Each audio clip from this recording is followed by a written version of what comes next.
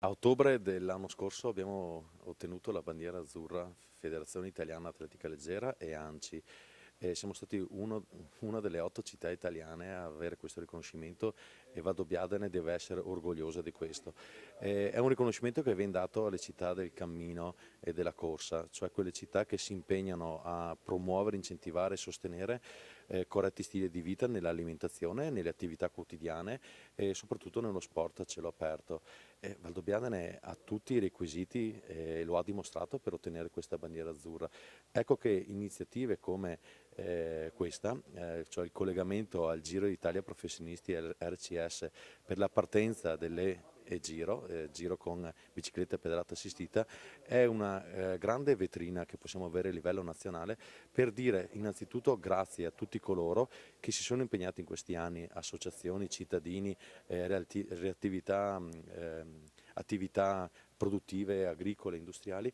per sostenere in maniera fattiva e concreta cosa significhi essere una città sostenibile, cosa significhi promuovere i corretti stili di vita nell'alimentazione, ma anche nelle camminate e nello sport. Collegato al turismo, questo può essere una grande opportunità di crescita del nostro territorio, anche economica. I comuni che fanno appunto capo allo IAT di Valdobbiadene, all'ufficio turistico di Valdobbiadene, abbiamo cercato di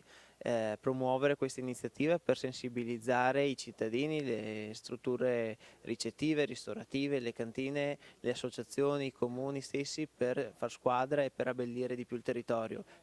che giustamente deve essere bello sempre, però insomma visto che abbiamo un richiamo turistico dobbiamo impegnarci ancora di più per sensibilizzare questo nella cittadinanza. E non è escluso che il Giro d'Italia sia una bella vetrina, magari anche un po' attinente al rosa, al giro, eccetera, per dare dimostrazione della creatività dei nostri cittadini, dei nostri abitanti, per far squadra, visto che comunque il Giro passa su buona parte dei comuni che hanno aderito a questa iniziativa. Ma è con piacere che i produttori del Conegliano Valdobbiadene vogliono sostenere le iniziative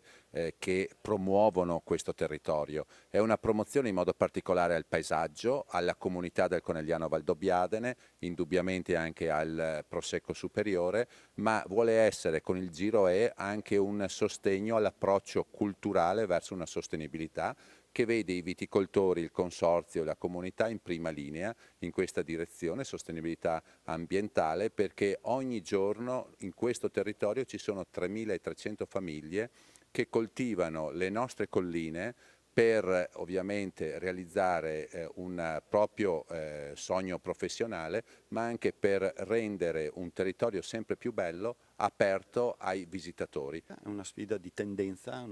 è cogliere quello che in questo momento non è solo moda ma è un'esigenza, perché si allargano i mondi, si allarga il business, ci sono delle vedute, ci sono delle aziende di business nuovi e penso che ancora una volta Valdobbiadene abbia dimostrato di essere avanti, di vedersi e soprattutto di dare un segnale forte per tutto quello che è il nostro ambiente. Il logo è stato creato appunto da TNDF proprio come era stato creato ancora a suo tempo il logo della famosa prima volta che il Giro è arrivato nel 2009, anche questa volta TNDF ha fatto questo logo che richiama le colline, il verde, la natura, che abbiamo bisogno